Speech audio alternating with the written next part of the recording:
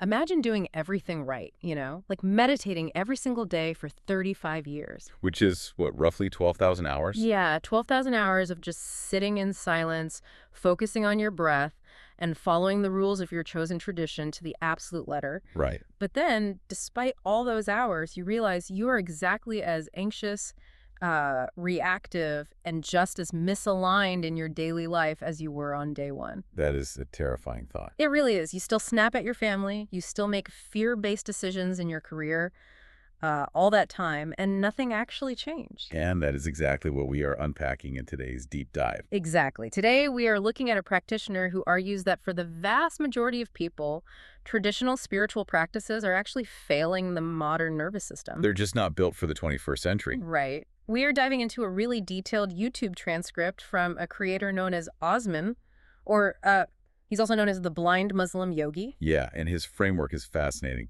It is.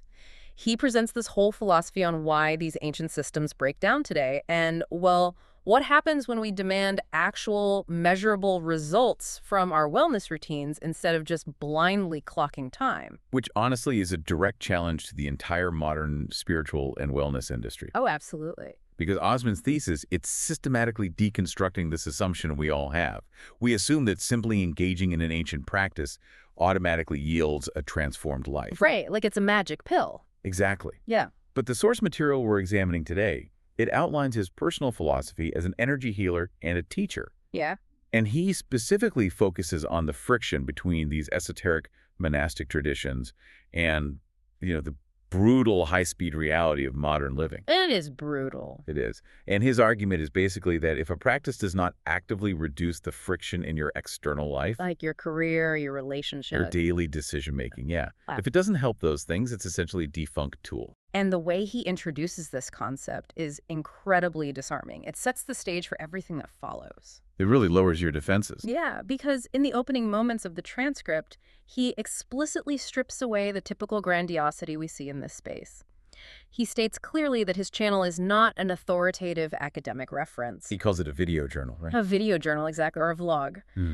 He introduces himself as an energy healer, an entrepreneur, and a teacher, but he goes out of his way to clarify that he is not an authoritative figure. He's not the guru on the mountain. Right. He is not a full-time monk in a monastery. Yeah. He is just sharing what has actually worked for him and for his students. And psychologically speaking, that framing fundamentally alters how a listener receives the information. How so? Well, when we're confronted with an absolute authority figure, human psychology generally defaults to one of two states. Okay. The first is complete cognitive offloading, where we just blindly follow without critical thought. Like a cult dynamic. Exactly. Or the second state is intense skepticism, where our defenses go up because we sense a threat to our autonomy. We don't want to be told what to do. Right. But Osman bypasses both of those extremes. By presenting his findings as a peer-to-peer exchange, he is engaging the listener's executive function. He's inviting you to test it. Yes, he's inviting the audience to test his hypotheses rather than merely worship his conclusions. And this is a vital shift. Because the old way was totally different. Completely. In the traditional, ancient models of knowledge transfer, the hierarchy was strict. The master possessed the secret, and the disciple had to earn it through unquestioning obedience. Which just doesn't fly today. Osman is arguing that this top-down model is fundamentally incompatible with the modern mind. And honestly, that top-down model is also what fuels so much of the burnout in the modern wellness space. Oh, 100%. Like, we are constantly bombarded by authoritative voices demanding absolute compliance to their specific optimization protocol. If you don't wake up at 4 a.m., Right. If you don't wake up at 4 a.m., submerge yourself in ice water, and breathe at a highly specific cadence, you are supposedly failing at life. it creates an immense psychological burden. It's exhausting. Osman's approach feels like stepping off that treadmill. I look at this like the difference between trying to operate a Formula One race car versus driving a reliable daily commuter car. Oh, I like that analogy. Yeah, so the traditional guru is handing you the keys to the F1 car. It is incredibly powerful, yes, but it requires a team of engineers, a perfect track, and absolute precision. One wrong move and you crash into the wall. Exactly. But Osman is presenting the commuter car, It might not look as glamorous or mystically profound, but it actually gets you to work in the morning without exploding. That captures the operational reality perfectly. An ancient lineage practice was designed for an incredibly specific environment, usually a monastic setting completely free from secular Yeah, responsibility. they didn't have to answer emails. They didn't have mortgages. So when a modern teacher tries to force that level of rigidity onto a student who has a mortgage and a smartphone, the failure rate is astronomically high. Of course it is. And Osman's video journal ethos removes the shame of that failure. It allows the listener to say, I am not a monk, and I shouldn't be judged by the metrics of a monk. Which is such a relief. It really is. And this lowering of the barrier to entry is what makes his subsequent critique so sharp. Because once he dismantles the idea that the ancient method is beyond questioning, he opens the door to evaluating whether these methods actually work at all. Which brings us to the most controversial part of his transcript. The plateau. The 35-year plateau. Osman points out that he has interacted with students who have spent 35 years engaged in a certain spiritual practice or routine, and they have made absolutely zero real progress. Decades of stagnation. Yeah, they are stuck in a monotonous loop. They might feel a baseline of positivity that they take for granted, but in terms of their actual transformation, they have completely plateaued. It's a sobering reality check. The idea of spending 3.5 decades on a practice that yields no functional change is terrifying. It seems to point to a profound misunderstanding of what these practices are meant to do. People confuse the time spent with actual growth. Exactly. They confuse the geographical act of sitting on a meditation cushion with the internal act of growth. This phenomenon of spiritual stagnation is deeply rooted in how the human brain habituates to repetitive stimuli. Look, we just get used to it. Exactly. When someone first begins a practice like meditation or yoga, the novelty of the activity forces the brain to build new neural pathways. There is a disruption of the default mode network, which is the part of the brain responsible for our constant ruminative to self-talk. That inner critic that never shuts up. Right. So in those early months, the practitioner experiences a profound sense of clarity. But over the course of decades, the practice is not adapted or deepened. The brain simply habituates to the routine. So it stops working? Well, sitting on the cushion becomes just another automatic habit, no different than brushing your teeth. Yeah. The practitioner believes they're doing the work because they are putting in the time. But neurologically, their brain has just found a new, quiet place to ruminate. Wow. And this is compounded by the sunk cost fallacy. Oh, because they've invested so much time. Right. When you've invested 20 years into a specific identity, like, I am the person who meditates every morning. Admitting that the practice is no longer serving you feels like a psychological death. Exactly. It's incredibly hard to let go of. Let me push back on this framework a little bit, though, because evaluating meditation through a lens of progress and results feels, inherently contradictory to the philosophy underpinning these ancient sciences. How so? Well, if you read classical texts, the entire objective is to step outside of the ego's endless cycle of striving, achieving, and measuring. The goal is ego death. It is simply to be. Okay, I see where you're going. So, when Osman criticizes someone for sitting for 35 years without leveling up, isn't he just applying modern, hyper-capitalist productivity metrics to a sacred practice? That is the standard defense. Right. Like, if someone finds a quiet, soothing loop for an hour a day, isn't that a success in a world that is constantly screaming at us to produce? Demanding a return on investment for spirituality feels like it misses the point entirely. It's a very fair question, and it highlights a critical tension in modern spirituality. The concept of just being and detaching from the ego's striving is indeed foundational. Right. However, Osman's framework suggests that we are misinterpreting what being actually looks like. Okay, unpack that for me. The original architects of these ancient sciences, the early yogis and meditators, they were not designing a soothing escape hatch from reality. They were essentially early scientists of the human nervous system. They were engineering tools. Yes, tools to systematically dismantle ignorance and radically elevate consciousness.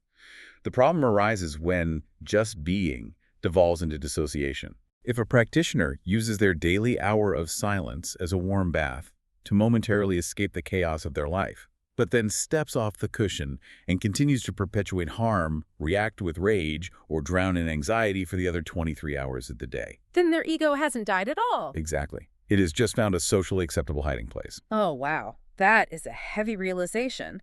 So the argument is that true detachment should result in a higher capacity to handle reality, not an excuse to retreat from it. Spot on.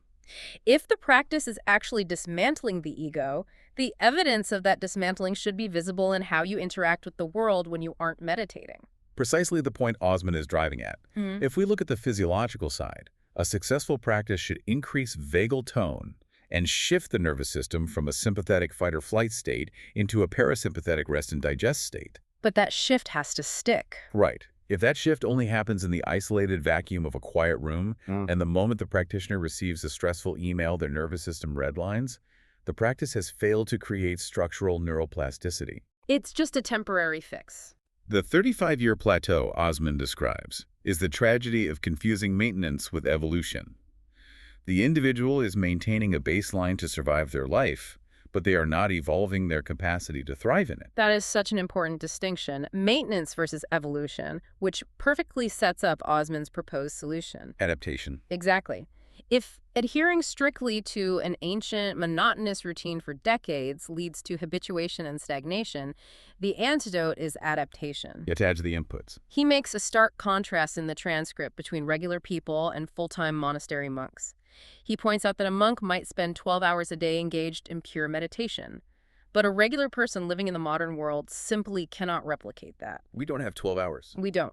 So Osman states that he took his own lifelong experience, having practiced since childhood, and actively simplified the protocols. He curated it. He curated specific postures, sequences, and methods designed to yield practical outcomes for the 21st century. He is essentially translating the ancient science into a modern vernacular. And the necessity of this translation becomes obvious when we look at the neurochemical mismatch between the ancient world and today. A mismatch. Yeah. The techniques developed millennia ago were designed for nervous systems living in agrarian or highly controlled monastic environments. Things were just a lot slower. Right. Those nervous systems dealt with acute life-or-death stressors, like a famine or a predator, but they were not subjected to the chronic, low-grade drip of cortisol that defines modern life. That constant buzz of stress. Exactly. A modern individual is processing digital dopamine spikes, constant connectivity, financial pressures, and social media comparisons from the very moment they wake up. Our brains are just constantly on fire. Taking an ancient static meditation technique and applying it directly to a modern brain that is buzzing with chronic hyperarousal is often completely ineffective. The mind is simply too agitated to settle. So sitting still actually makes it worse for some people. Often, yes. Osman's curation of specific postures and simplified sequences suggests a somatic approach, using the physical body to metabolize that modern stress before attempting to quiet the mind. Which makes total sense, but the pushback to that from spiritual purists is usually incredibly fierce. Oh, they hate it. Yeah.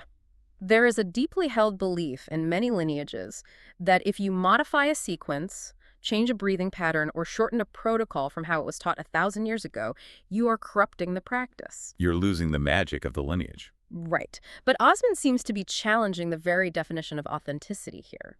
Is a practice authentic because it perfectly mimics the historical physical form of the ritual? Or is it authentic because it produces the same internal state change that the original creators intended? Form versus function. Exactly. If a modern person attempts the 12-hour monk method and fails because they have to pick their kids up from school, the rigid adherence to tradition actually prevents them from experiencing the benefits of the science. And that tension between form and function is where the wellness industry often fractures. When we romanticize the past, we assume that the ancients possessed a perfect, unalterable code. Like it's written in stone. Right. But science, by definition, requires iteration. Osman is treating yoga and meditation not as fragile historical artifacts to be preserved behind glass, but as dynamic technologies meant to be optimized. It's like open source software. He's updating the app for the new hardware. Going back to your earlier Formula One analogy, he isn't destroying the F1 car. He is recognizing that his students are driving on city streets with potholes and traffic lights. So you have to change the tires. He's tuning the suspension and changing the tires so the vehicle actually functions in that environment. The refusal to adapt to these practices is often what drives people into the very stagnation Osman critiques. They just get frustrated and quit. They try the traditional method, find it incompatible with their lifestyle, and either abandon the pursuit entirely or they settle into a watered-down version that demands absolutely nothing of them. So, if we accept this premise that the practice must be modernized, simplified, and adapted to fit the chaotic hardware of a modern life, the obvious question becomes, how do we know this adapted version is actually working? What are the metrics? Right. If we are no longer measuring success by our ability to sit in a lotus position for 6 hours without moving, what are the new metrics? And this is where the transcript pivots into a remarkably grounded philosophy. It really is. Osman claims that progress shouldn't take decades. He states that when he speaks to his students after just a few weeks or months, they are seeing tangible progress, Not 35 years. weeks or months. But the crucial shift is where that progress is happening. It isn't happening on the yoga mat. It is happening in their material reality. Mm. Osman redefines the metrics of spiritual success by moving them entirely out of the esoteric realm. He lists 3 specific areas in the transcript. He says his students see progress in their decision-making capacity, they experience improvements in their relationships and their sense of togetherness. And the third one, They see increased strength and improvement in their careers and professions. that completely flips the narrative. It really does. He is using career success and social harmony as the ultimate barometers for spiritual efficacy. This represents a profound recalibration of purpose. To understand why career strength and relationships are valid metrics for an internal wellness practice, we have to look at the cognitive requirements of those external domains. Okay, break that down for me. To excel in a high-pressure profession or to maintain deep connected relationships requires a high degree of executive functioning. It requires emotional regulation, impulse control, the ability to maintain perspective under stress, and an abundance of cognitive energy. Which is really hard to do when you're stressed out. Exactly. When a person is trapped in a fight-or-flight state, their amygdala hijacks the brain. It literally shuts down the prefrontal cortex, which is the area responsible for complex decision-making and empathy. So you just react, you snap. Yes. If Osman's adapted, ancient sciences are genuinely effective. They are training the nervous system to remain regulated under pressure. So the external success is just a lagging indicator of internal regulation. That's a great way to put it. If you are less reactive when a colleague criticizes your work, or if you can step back and see the strategic big picture of your career instead of just reacting to daily fires, that is the proof that your meditation is actually working. It means your internal peace is robust enough to withstand the friction of the real world. I find this approach incredibly validating for the average person. Why is that? Because there's a pervasive guilt in many spiritual communities regarding material success. There is a subtle messaging that wanting to excel in your profession or wanting to build a comfortable, thriving life for your family is somehow unspiritual. It's seen as an ego attachment. Right. It creates this weird dichotomy where people feel they have to choose between being enlightened and being effective in society. And that dichotomy is a modern invention. It largely stems from a misunderstanding of ascetic traditions. Osman is dismantling that guilt by explicitly linking the two. He's saying they feed each other. He is suggesting that true spiritual strength is not demonstrated by retreating to a cave where there is nothing to trigger you. It's easy to be peaceful in a cave. Exactly. True strength is demonstrated by engaging fully with the complexities of modern life, your career, your family, your community, and maintaining your center of gravity through it all. It is a highly functional metric. It demands proof. If a practitioner possesses immense flexibility on a yoga mat and can recount ancient texts from memory, but they are a tyrant to their employees or incapable of deep intimacy with their partner, their practice is a vanity metric. It is serving their ego, not dismantling it. Oof. That is a sharp, deeply uncomfortable mirror to hold up to our own routines. It really makes you evaluate your own life. It demands that we ask ourselves a very hard question. Are the wellness practices we engage in actually making us better at the life we are living, or are they just making us better at the practice itself? That's the trap. Like, if you spend an hour journaling every morning, but you never use those insights to communicate more honestly with your spouse, you aren't growing. You're just getting really good at writing in a notebook. You are sitting on the plateau. And while Osman demonstrates immense confidence in the ability of these simplified practical methodologies to transform a person's material and internal reality, he is also remarkably meticulous about defining the boundaries of what this work can achieve. Which is so important in this space. It brings us to a critical ethical dimension of his transcript. Right, in the very beginning of the video, when he introduces himself as an energy healer, offering natural therapies based on ancient sciences, he immediately issues a strict, uncompromising disclaimer. He doesn't bury it in the fine print. No, he states definitively that his work is not a replacement for medical treatment. He actively urges anyone with a medical condition to consult a qualified, licensed medical professional in their locality. He's very clear about that. He even directs viewers to his website, yogawellness786.com, to see the specific scope of his services and resources. He draws a hard line in the sand regarding what he does and what a doctor does. The inclusion of this boundary is vital, and it speaks to a broader crisis of credibility within the alternative health and wellness spheres. There's a lot of snake oil out there. The industry is rife with practitioners who overstep their expertise, suggesting that positive thinking, specific breathing techniques, or energy work can cure complex allopathic diseases in place of modern medicine. Which is incredibly dangerous. That overreach is not only ethically bankrupt, but it actively endangers lives, and it delegitimizes the genuine benefits that ancient somatic practices offer. By explicitly stating his jurisdictional limits, Osman does something counterintuitive. He actually amplifies his authority. Exactly. Because a true expert understands the exact perimeter of their knowledge. When someone claims their specific modality is a panacea that can cure everything from a sprained ankle to a severe systemic illness, a rational listener immediately flags them as a charlatan. Your alarm bells go off. But when a practitioner looks at you and says, "My therapies can regulate your nervous system, improve your focus, and help clear internal emotional blockages, but if you have a medical pathology, you need to see a physician," it builds profound trust. It shows integrity. It signals that the practitioner prioritizes the well-being of the individual over the inflation of their own ego or the superiority of their specific method.